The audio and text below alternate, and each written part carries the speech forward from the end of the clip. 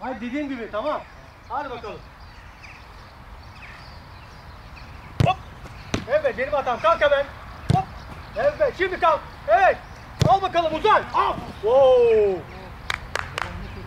Koluna dikkat et. Hop. Evet uzan. Yat. Ver topu. Tekrar güzel yap. Güzel. Sen konsantre ol. Yat. Sağ güzel. Her şey güzel. Haydi. Evet. Hop. Bravo. Kalk hemen. Uzan. Evet. Kalk hemen. Al bakalım. Bravo. Topları al.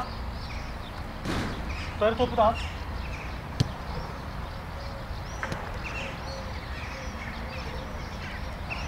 Al buradan hacı.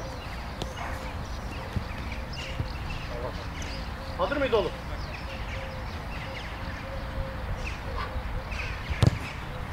Evet kalk hemen. Evet kalk. Kalk. Al bakalım. Ha. Bravo. İyiydi. Haydi son seri.